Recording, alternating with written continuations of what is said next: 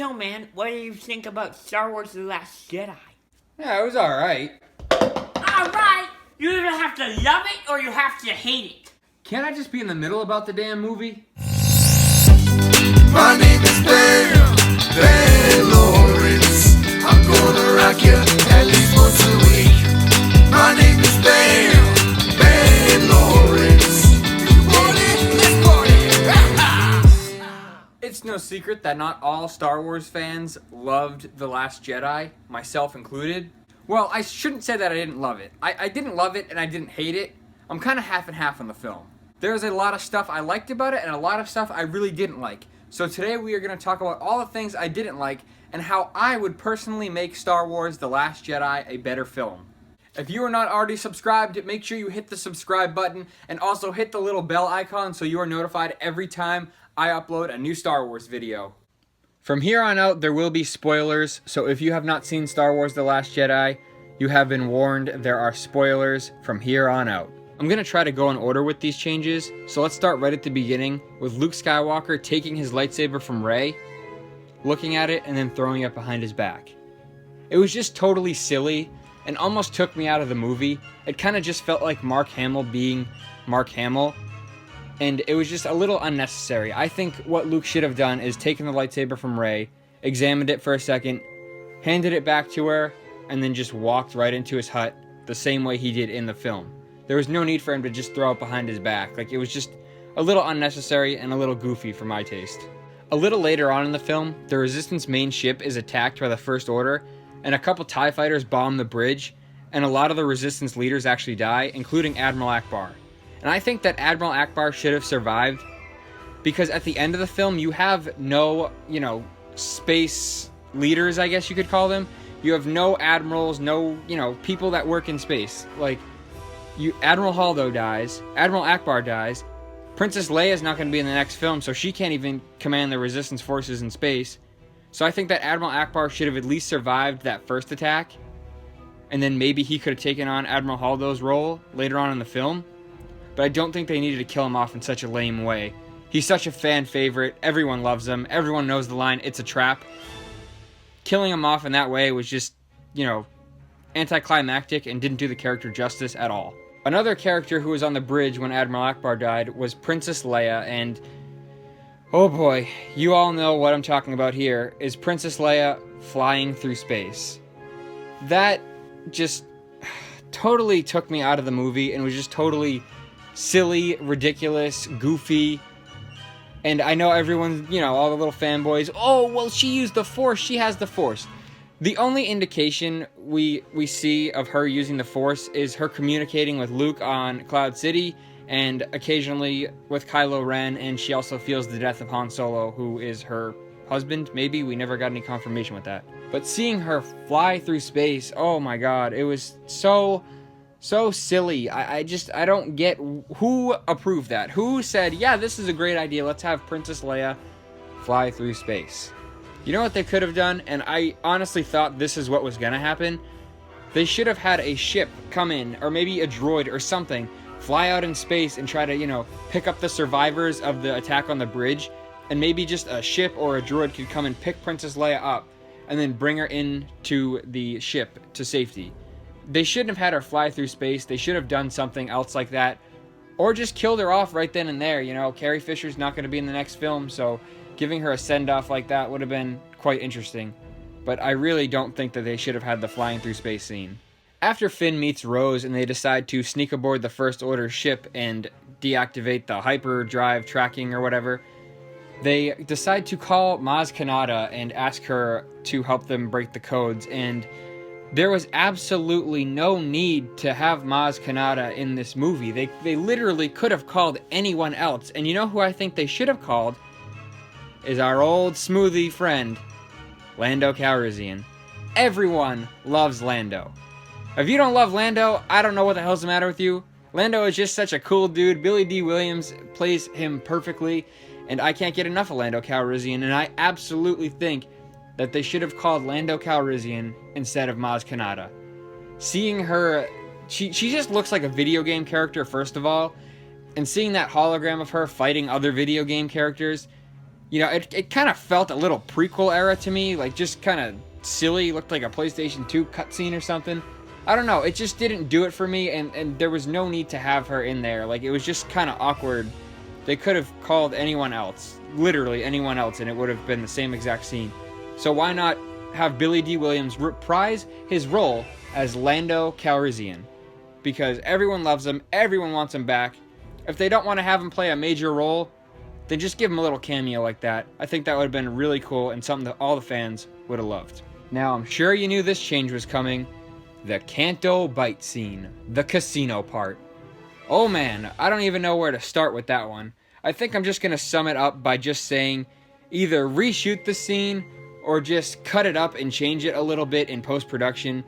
There's too much going on there. It's too weird for me. It really feels, you know, Phantom Menace, prequel era, just filler, boring shit that no one really cares for. Every person I've met who's seen the film didn't care for that part. You know, some it bothers more than others. I really didn't like it at all. There's so much they could have done with that part of the movie. They could have had Finn and Poe go out on the adventure rather than Rose. I mean, Rose is fine. I don't mind her character. I don't hate the character or anything, but that whole part was just kind of stupid in my opinion. They can just cut it and make it a little bit better. You know, I'm sure in the editing software they can just cut it up and take a little bit out here and there, and the whole sequence would be just a little bit better. I think what we were all expecting in this film was to see more of Rey's training and also a little bit of Kylo Ren's. I know this is just me imagining things before I go to see the film, is I always imagined a training montage cutting back and forth between Rey and Kylo Ren. I always just thought that would have been such a cool thing to see, you know, Luke and Rey training, and then it cuts to Snoke training Kylo Ren.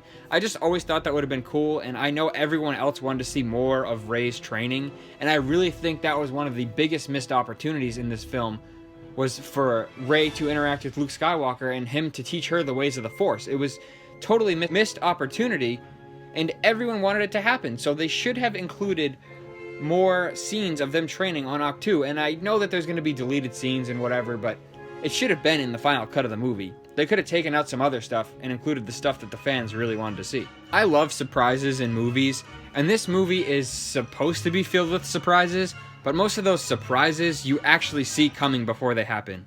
And one of those is the moment where Snoke gets the lightsaber pushed right through his side. Right before he gets killed, he says, "I see the lightsaber turning," and it cuts to Luke Skywalker's lightsaber turning towards Snoke, so instantly you know, oh god, someone's going to activate the lightsaber, someone's going to kill Snoke. Wow, that just killed the moment. So what I think they should have done is they should have just cut to the lightsaber staying stationary on the side of Snoke's throne. It would have given you a hint, oh, someone's going to grab the lightsaber. You know, Rey's going to grab it and deflect Kylo Ren's attack.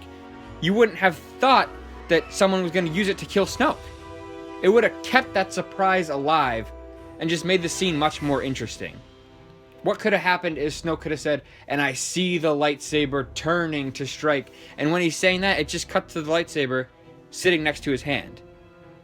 And then it cuts back to Kylo Ren and Rey, and then shows Snoke getting stabbed. So you're like, wait, what? What? Kylo Ren? Like, it could still show Kylo Ren moving his hands, and it's just something that maybe a person with a keen eye can catch. But it doesn't show the lightsaber actually turning because you know what's going to happen. If it just showed the lightsaber and then showed Kylo Ren's hand, that would be much more interesting because you're like, oh, what's going on? And then the lightsaber strikes and kills Snoke. It would make the moment absolutely incredible because then you'd be like, whoa, what the hell? That actually happened? Like, I did not see that coming. Instead of seeing the lightsaber turn and you're like, oh, I know exactly what's going to happen next. I figured for sure we were going to get to see Luke Skywalker in action, and I'm actually kind of disappointed that we didn't get to see a full-on lightsaber fight with him and his nephew Ben Solo. What I think should have happened is maybe they shouldn't have shown this in the film, and maybe in a book or something they could have wrote this scene in. But this is kind of just backstory for what Luke does after Rey leaves Ahch-To. Luke's sitting there, and you know, all this stuff happens. He burns the tree, whatever. And then maybe he's sitting there and realizes, you know, I'm wrong. I should go help. The Resistance needs me. And then he lifts his X-Wing out of the water, maybe opens an old chest or pulls out a drawer, gets his green lightsaber, and flies off to Crate. Now the scene goes the same way it does. Maybe, he doesn't hand Leia the dice or whatever, but, he walks through the tunnel, talks to Leia, goes out, walks on the battlefield, and then Kylo Ren uses the AT-ATs and fires all the lasers at Luke Skywalker. But when the dust clears, he has a force shield up.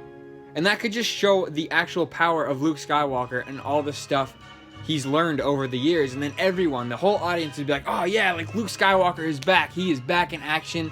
This is the Luke Skywalker we all wanted to see, not some grumpy old man. So then Kylo Ren's really pissed, and the same scene plays out the way it does. Bring me down to him. I'm gonna fight him. And he's really mad at this point. So Luke Skywalker is fighting Kylo Ren with his green lightsaber, and he's actually there. He didn't, force project himself. And Kylo Ren and him are fighting. They're duking it out. One gets the upper hand, the other gets the upper hand. And then finally, Kylo Ren is about to kill Luke Skywalker. And all of a sudden, the Falcon flies down, drops the door. Luke Skywalker jumps on and flies away, while all the AT-ATs are trying to fire at the Falcon and whatever. But Luke Skywalker actually escapes on the Millennium Falcon with the rest of the Resistance. So then after that, I think the entire ending of the film would actually change. What I think would happen is the Falcon would actually land on Yavin 4, which, if you don't know, is the planet from Star Wars where the original Rebel base was. So the Falcon flies to Yavin 4, and, they're all like, wow, like, that was crazy, like, whatever, and they're all talking and stuff. And then it cuts to Luke Skywalker on top of one of the pyramids, and Rey is walking up and walks up behind him. And he's, sitting there meditating or whatever. And then Luke says to Rey, I was wrong. It's not time for the Jedi to end. The Jedi are just beginning. And then they look out from it's almost the same shot from Star Wars when the X-Wings are rising up. But it just shows the forest and shows some twin suns with the silhouette of Luke and Rey. And that's how The Last Jedi would end. Those are just some of my ideas on how to make Star Wars The Last Jedi a better film. If you made it all the way to the end of this video, make sure you leave in the comments hashtag make Star Wars great again, and also tell me in the comments how would you make Star Wars The Last Jedi a better movie. Thank you so much for watching, and I will see you on Wednesday with another video.